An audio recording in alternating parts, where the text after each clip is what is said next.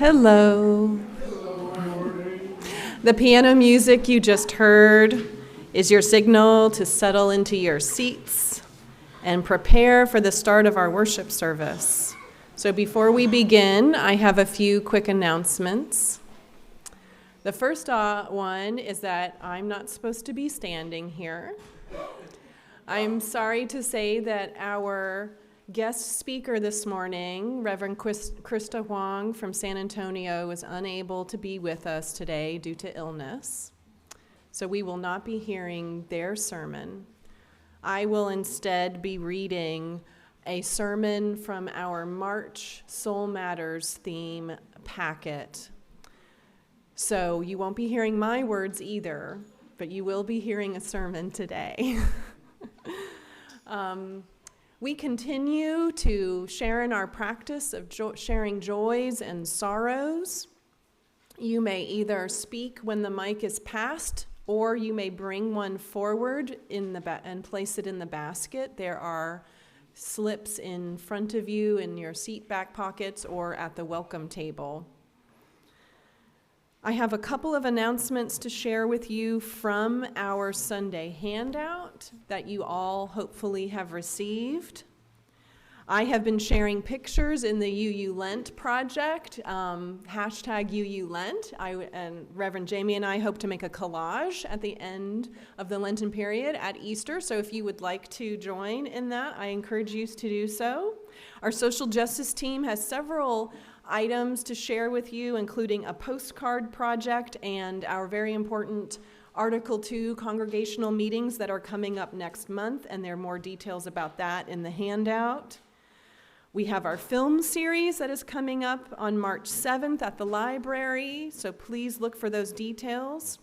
And Jackie, who is accompanying us as our musician today, would like you to know that there is a link in the messenger to hear a hymn that's new for us that we will be singing next week. So if you would like to practice that, please do check that out. All right. I'm going to get started.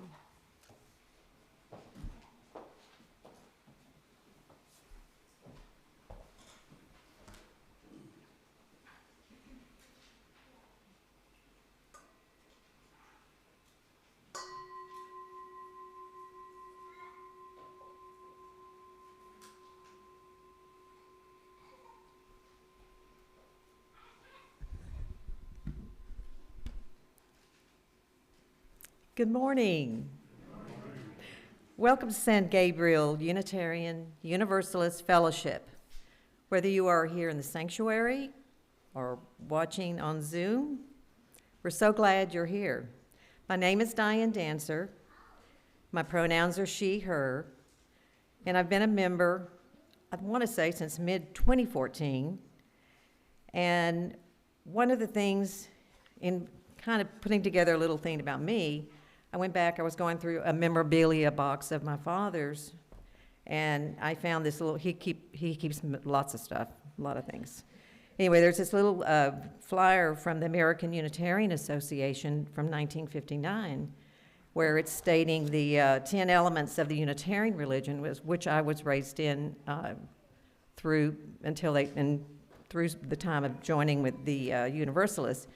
And on one of the 10 things, fellowship, there was a note starting off the description of that saying, perhaps more than any other, one characteristic is the emphasis which Unitarians put on fellowship. And that has carried through, and I think about fellowship here in our San Gabriel UU fellowship, and that is what brings to mind all the things when I think about what have I done here. I've been in connections. I've started that in 2016. I've been digging in the dirt, washing dishes, helping with events and things, being on the Habitat team since 2016.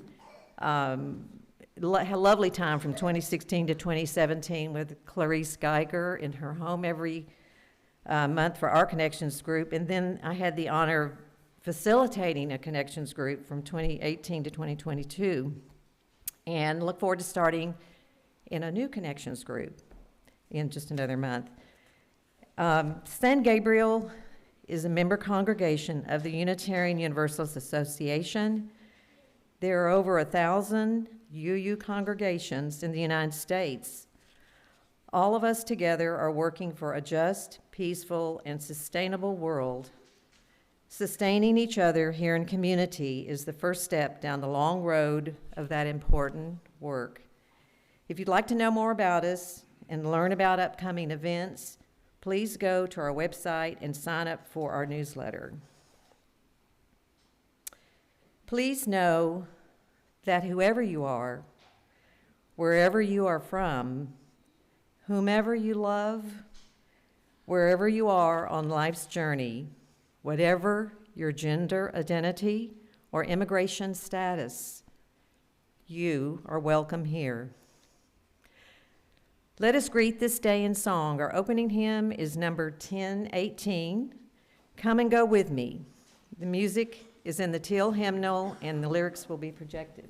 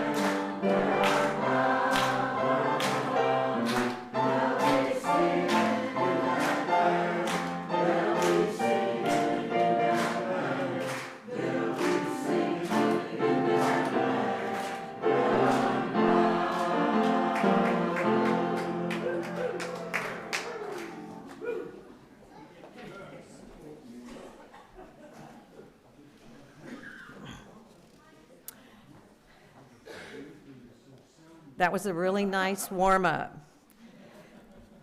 Let us now light our chalice with the words of our own Reverend Jamie. We light this chalice as a symbol of our faith for the promise of a new day, for the renewal of belonging, for the connection between and beyond all that is, all that was, and all that is yet to come. May our many sparks meet and merge in communion of heart and soul to greet this day.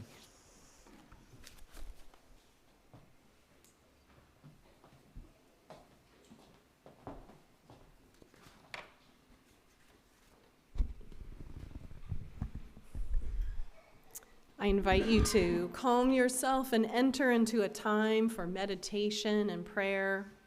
Relax your muscles. Feel your breath rise and fall on you as it has always done. Feel free to set aside your worries and concerns. There is always time to pick those up later. I offer you words from William Arthur Word as a meditation. To risk. To laugh is to risk appearing a fool. To weep is to risk appearing sentimental. To reach out to another is to risk involvement. To expose feelings is to risk exposing your true self. To place your ideas and dreams before a crowd is to risk their loss. To love is to risk not being loved in return. To live is to risk dying. To hope is to risk despair. To try is to risk failure. But risks must be taken because the greatest hazard in life is to risk nothing. He may avoid sorrow and suffering, but he cannot learn, feel, change, grow, or live. Chained by his servitude, he is a slave to all who has forfeited freedom. Only a person who risks is free. The pessimist complains about the world, about the wind. The optimist expects it to change, and the realist adjusts the sails. My prayer this day is that we always will be prepared to adjust the sails with the changing winds. May a moment of silence grow between us and offer us hope, compassion, and grace. Amen.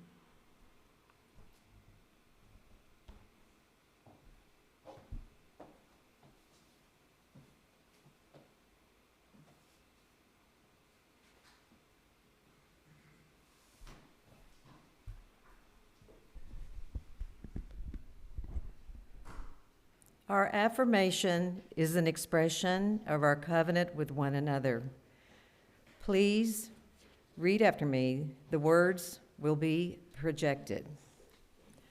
The doctrine of this church is love.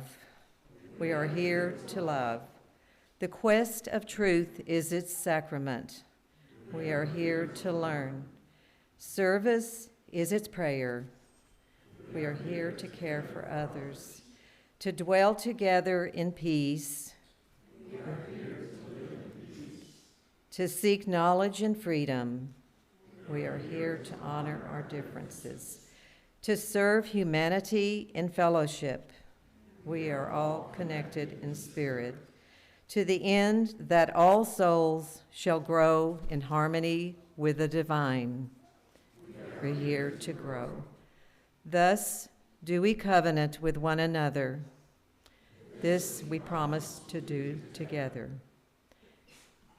And now, let the drum roll begin as we go and get that wonder box. Let me bring this to you. Diane was like, if I'm the lay leader, do I get to know in advance what's in the wonder box?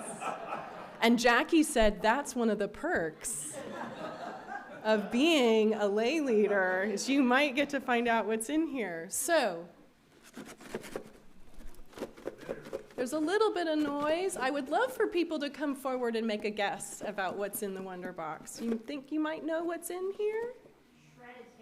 Shredded paper. Letters. First blooms of flowers. Flowers. Spring's coming, first bloom. Any other guesses what might be in here? Report cards. They're all paper-based, which is most of them, so that's a very good guess, because, Now, what do you think I should do with this?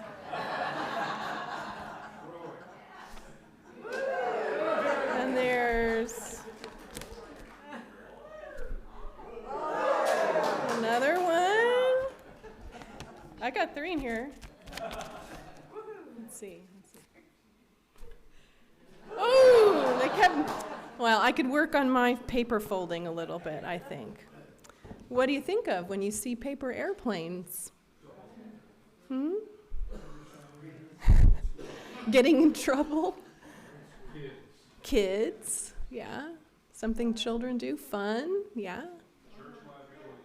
Church liability? That's so sad.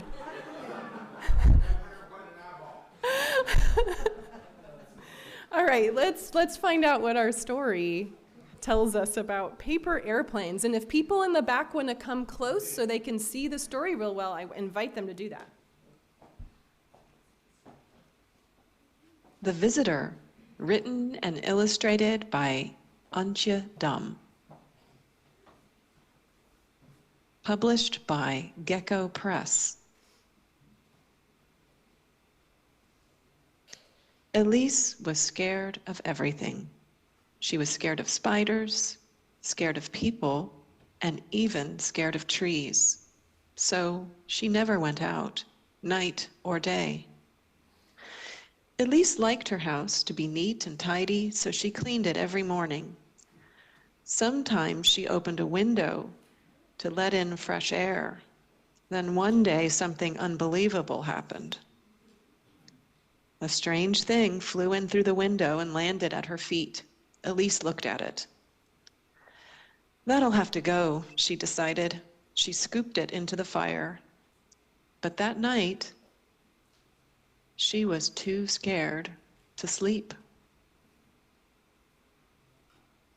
The next morning she heard knocking.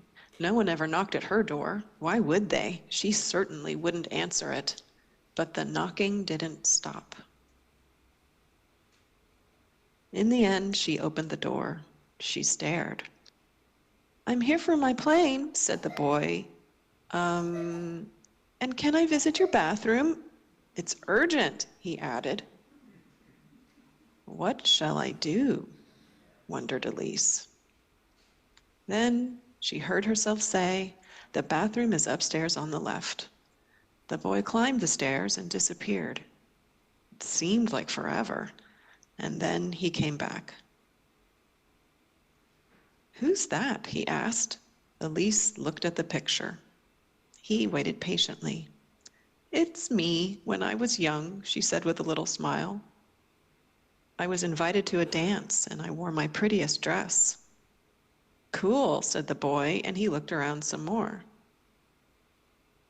"Have you read them all?" he asked. "I have," said Elise, "every single one." "Will you read one to me?" It was a long time since Elise had read to anyone. The boy wanted to hear every story in the book. Then he wanted to play. When he got hungry, Elise buttered him a slice of bread. "I think you should probably go home now," she said. That sounded a bit sad. "What's your name?" asked the boy. "I'm Elise," said Elise. "And you?" "Emile," said the boy. "Bye, Elise. It's fun at your house." He waved goodbye. "Bye for now, Emile," she said. When it grew dark that night, Elise knew exactly what she wanted to do. The end.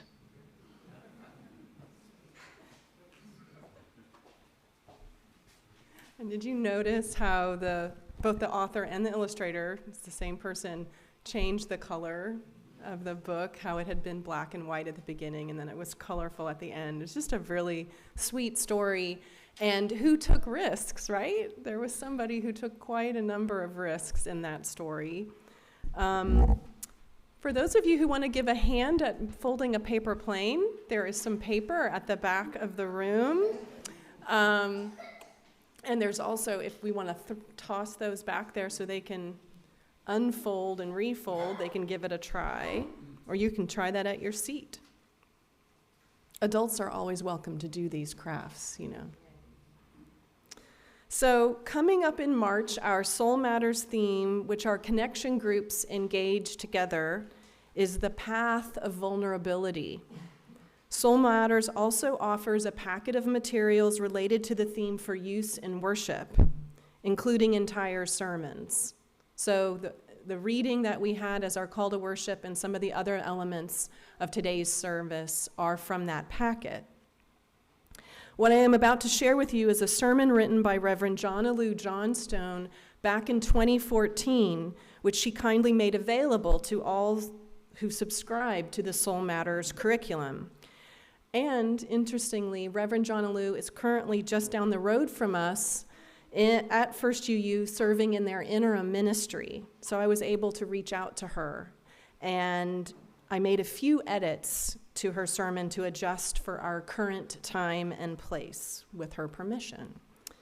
So she shares, "I hate being vulnerable. Even reading the synonyms for vulnerable, one of my special secret tips for preparing for a sermon on a topic, makes me uncomfortable. Susceptible, weak, defenseless, helpless, exposed. In that hatred of vulnerability, I think I'm like a lot of Unitarian Universalists. We like believing that we have power and can do things, including changing ourselves, but most particularly the world, through the simple exertion of our will. We like to imagine that we are strong, self-reliant, and independent.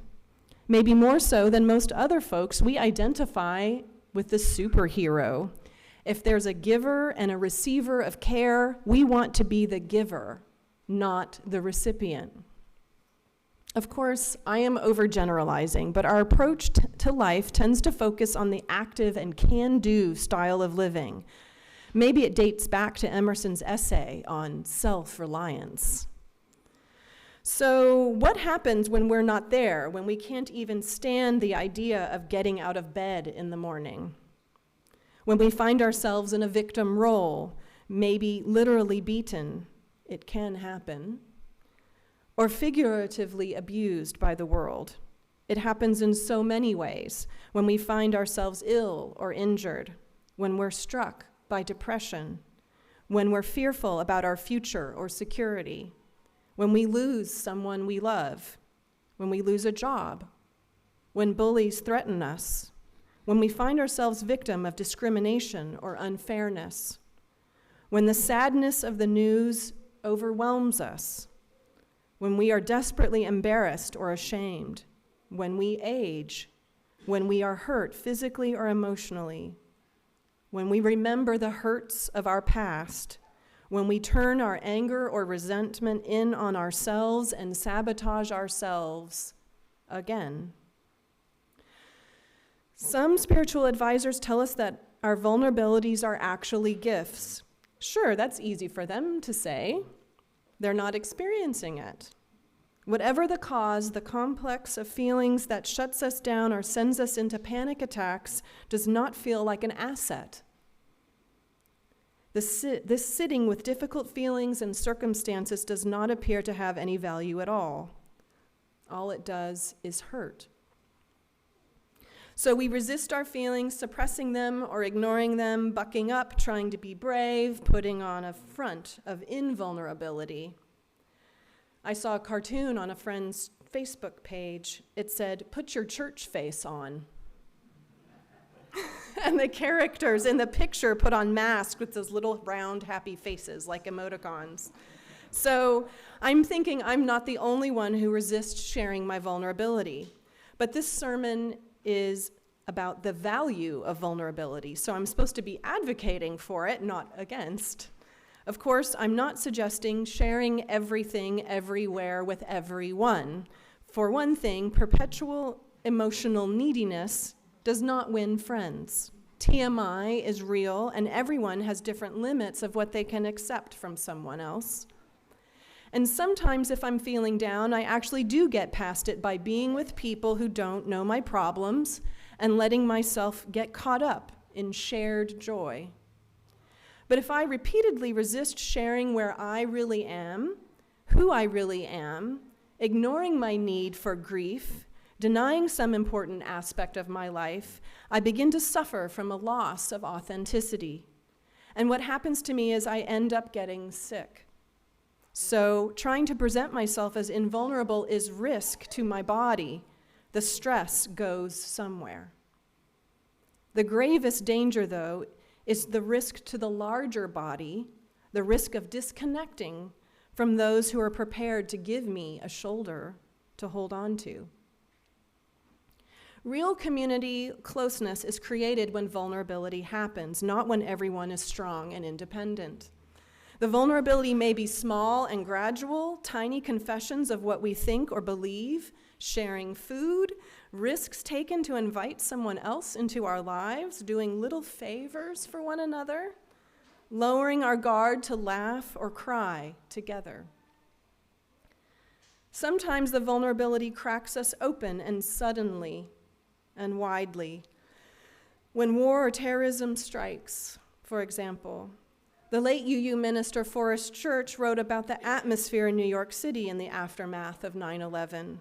Strangers asked one another if they were okay. Neighbors extended themselves like family. He quotes someone whose failing marriage actually mended in those difficult days. Somehow, said the woman, in the midst of this tragedy, we found each other.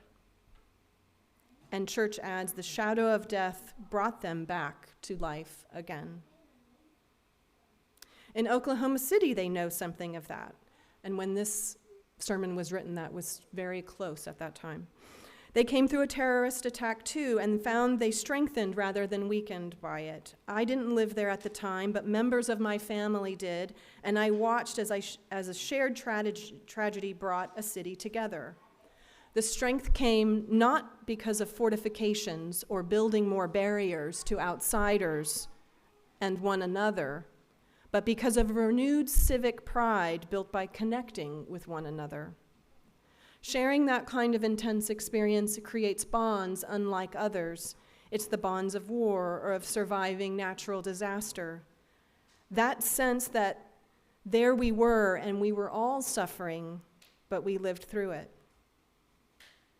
We can artificially create something similar when we share about different experiences that link us somehow.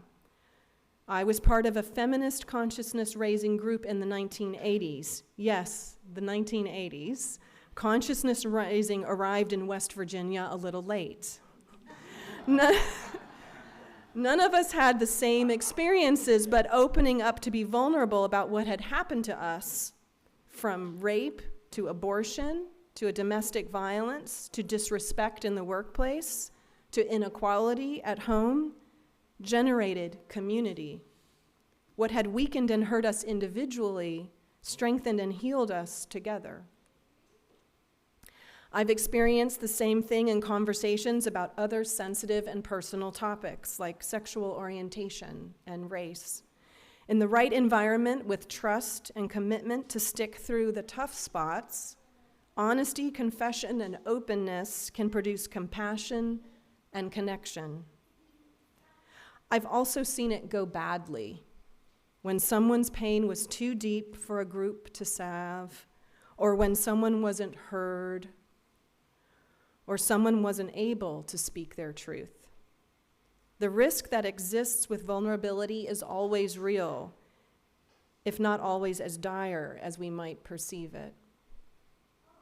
The risk deepens and broadens whenever we talk about something larger than our personal lives. I'm convinced that one of the reasons wars break out is because leaders are trying so hard to appear strong rather than weak.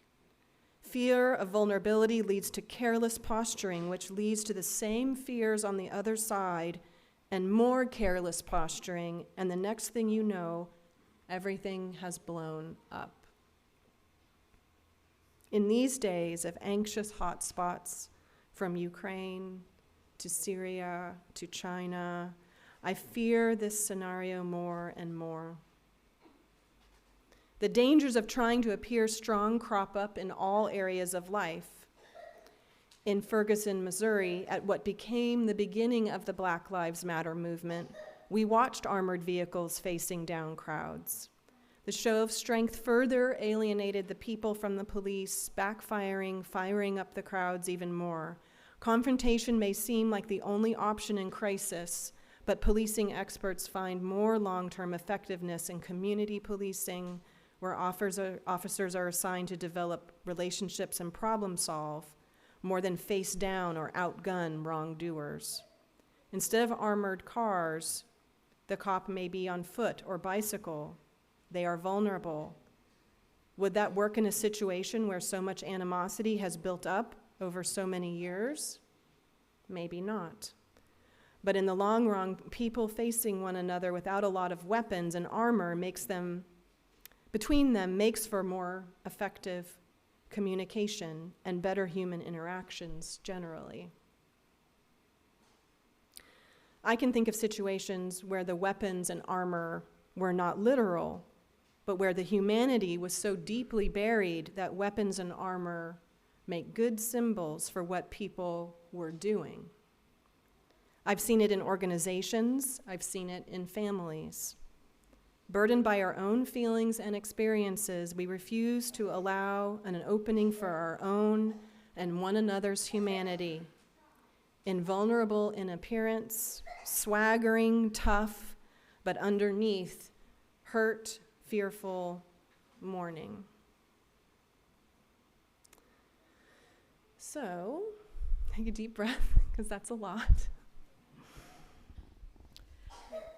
Let us sing together again. Please rise in body or spirit for hymn number 95, There Is More Love Somewhere.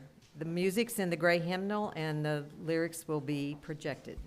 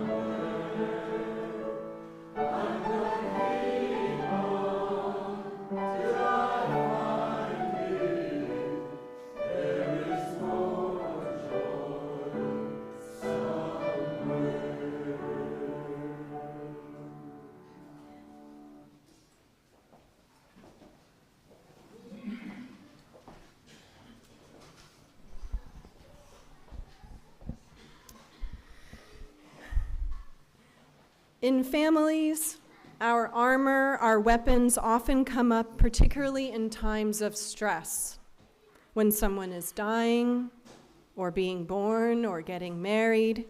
Opportunities abound for deepening the family relations through shared vulnerability, but often the tough front, the church face, dominates, and the opportunity is eluded. Why do we do this? And I'm saying we quite deliberately because I know I'm as human as everyone else in this. It's because we fear the risk. What if I tell you what I really think and you disagree, even reject me?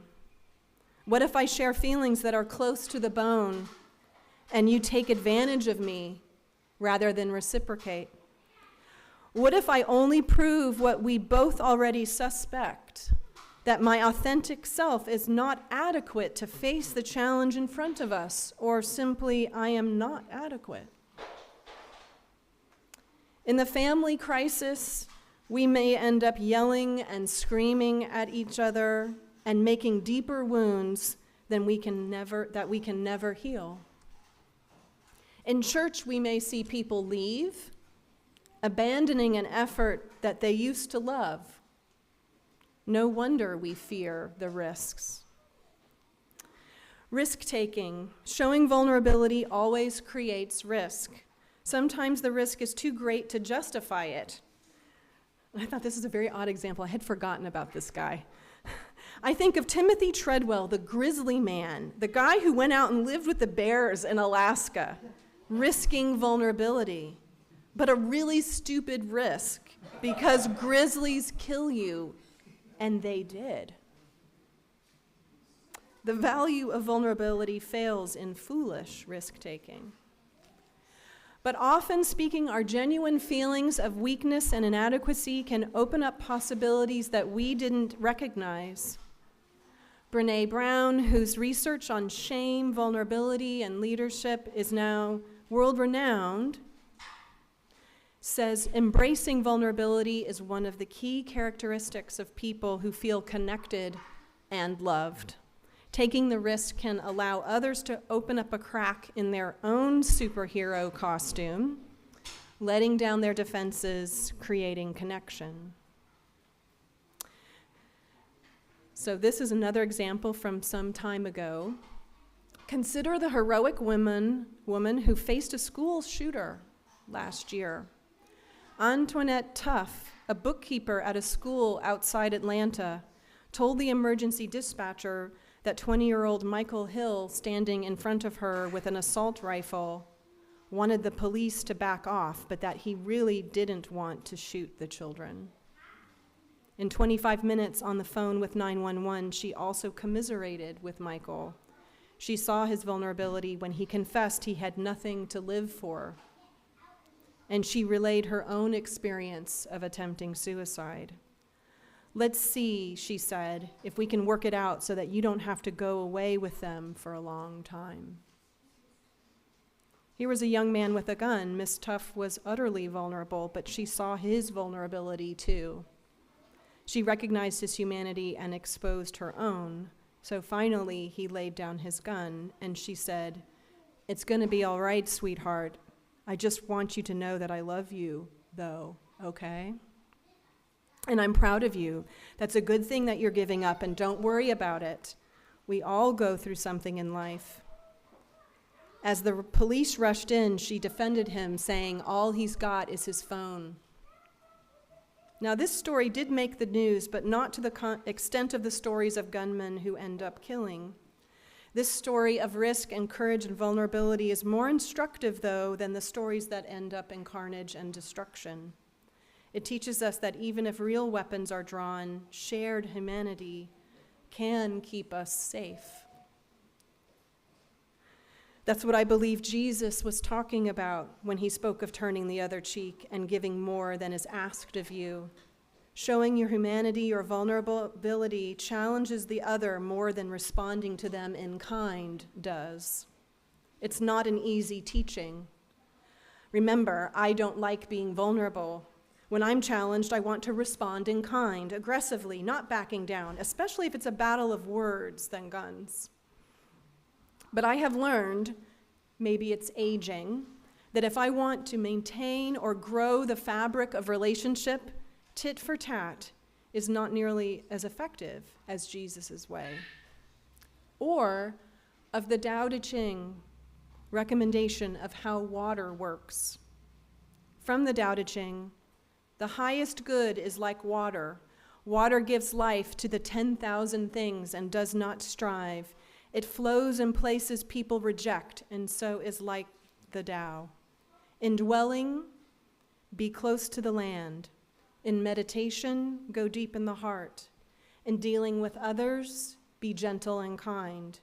In speech, be true. In ruling, be just. In business, be competent. In action, watch the timing. No fight, no blame. Water, says the Tao Te Ching, does not resist, it flows. The nature of water, as least in its liquid form, does not allow it to directly confront, but instead it moves to the lowest place, around the barriers, seeping into rather than stepping up against. Being like water means relaxing rather than stiffening, staying close gently with a light touch. No fight, no blame, says the Tao Te Ching. How that translates into human relations for me is being in touch with my own feelings and imagining what feelings the other may be experiencing. Then taking the risk of communication, acknowledging that my feelings were hurt or that I noticed sadness in your eyes. The hardest part sometimes, though, is not admitting my vulnerability to someone else, but admitting it to myself. Here, there's not necessarily the reward of support and bonding, only the apparent risk of losing a self-image bolstered by lies I've told myself. When we admit to ourselves our own weaknesses, shortcomings, griefs, vulnerabilities, we acknowledge that we can be hurt, that we are not in complete control of our lives, that ultimately we are mortal and we will die. You think Jesus' words are tough? That one's one of the hardest in all religion, in all of human life, really. We are mortal and we will die. What's more, on the journey towards death, we will make mistakes, we will embarrass ourselves, we will lose things and people that are really important to us.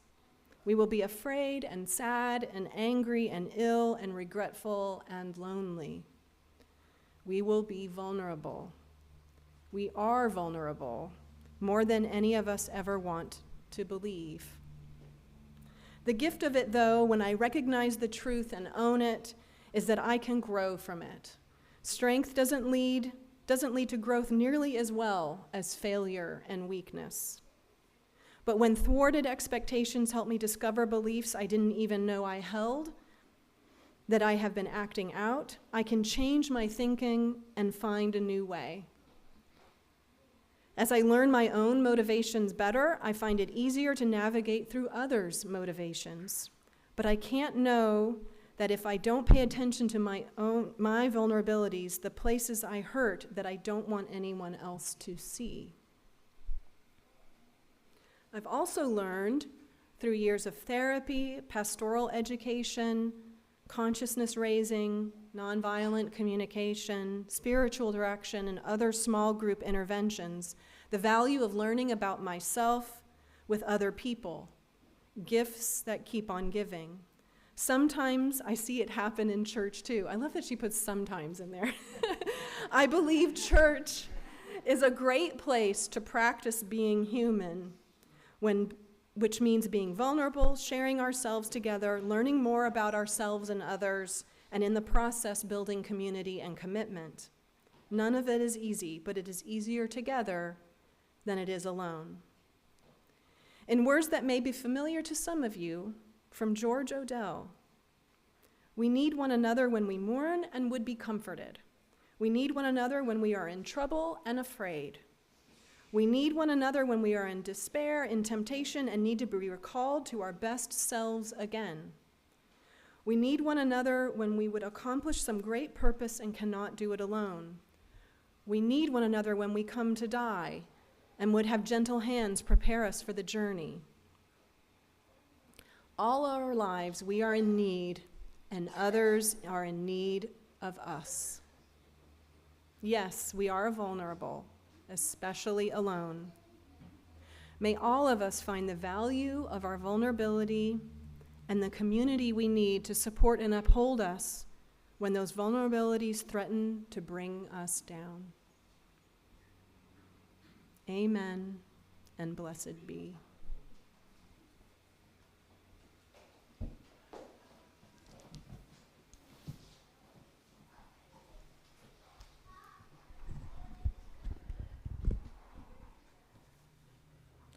We take an offering each week to sustain the space that we call home and to support the work of our fellowship. Please give generously as you are able. Our offertory music is a song written in 2004 by UU musician Jason Shelton under the title of Standing on the Side of Love. In 2017, he officially changed the lyrics to Answering the Call of Love. In the words of UU minister Kimberly DeBus, the change of words is evidence of a living tradition that is forever responding to new ways to draw the circle of love ever wider. This morning, our own Sarah Smith will sing the song as a solo, and next month we will sing it together as part of Reverend Jamie's service entitled Love Wins. The offering will now be gratefully received, and we thank you.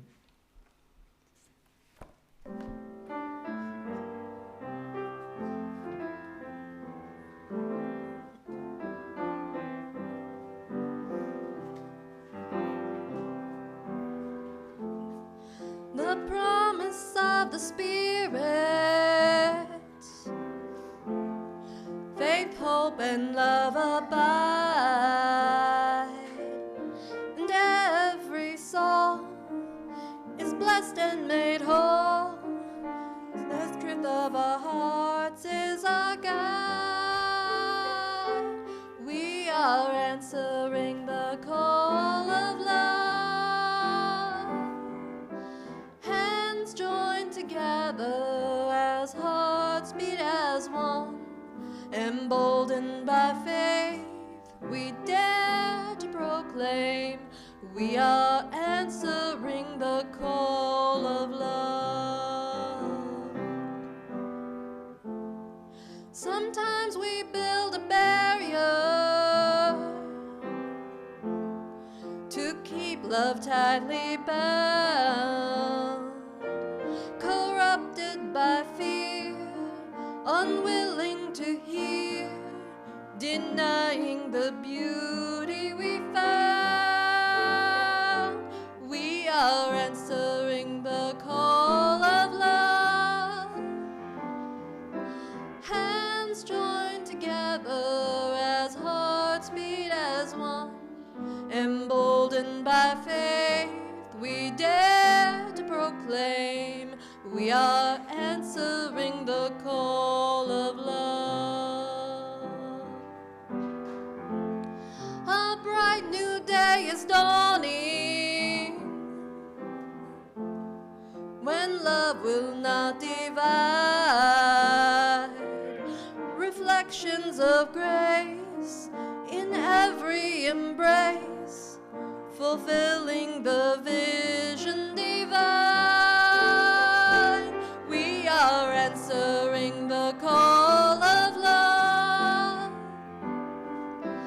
Hands joined together as hearts beat as one. Emboldened by faith, we dare to proclaim we are answering the call of love. We are answering the call of love.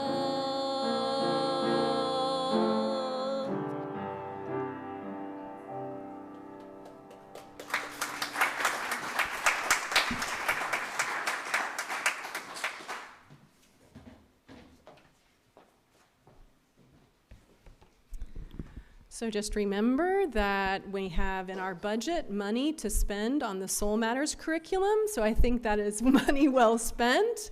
This service was brought to you by that money, so that's great.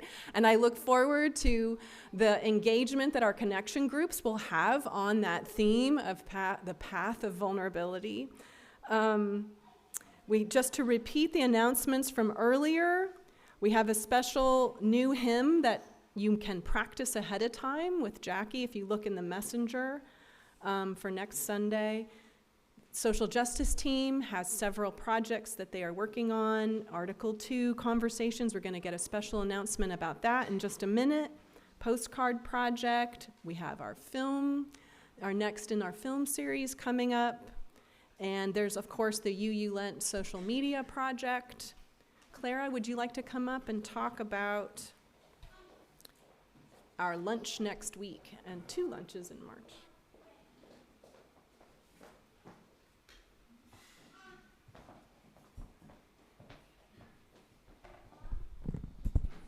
So for the past 2.5 years, the UUA Study Commission has been working on the revisions to Article 2 of our bylaws.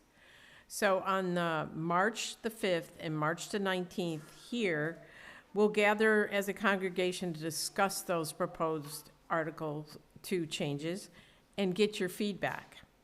And since everything goes better with food, we have a sign-up, and there's already a bunch of people signed up. There's a sign-up board on the table, welcome table, and I have one too.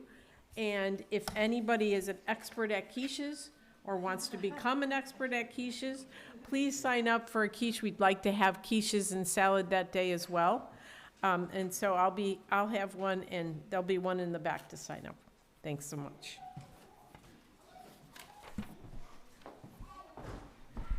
And if you had not heard about the Article 2 changes before, they're so crucial because that is where our 7 principles and 6 sources reside. And so there is an overhaul of how we are going to express our values and our covenant with one another. And that's why we want your opinions and feedback about that to take to General Assembly this summer. We will have delegates attending General Assembly, and they will carry the voice of this congregation in that voting. Many thanks again to those on the chancel with me this morning, Diane and Jackie and Sarah and all our tech team folks making this possible, for everyone watching from home, and our hospitality people who have made a coffee hour for you to go and enjoy with some conversation here in a minute. Thank you. We will now extinguish our chalice.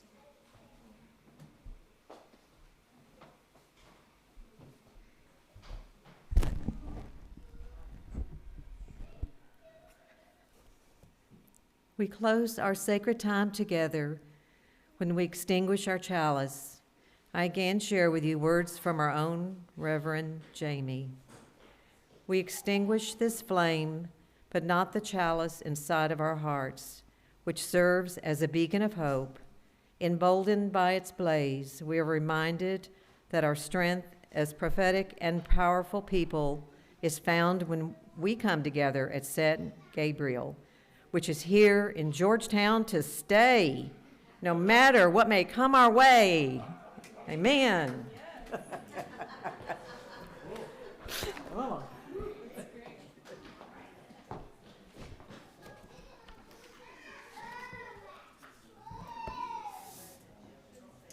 Yes, let's listen to those children.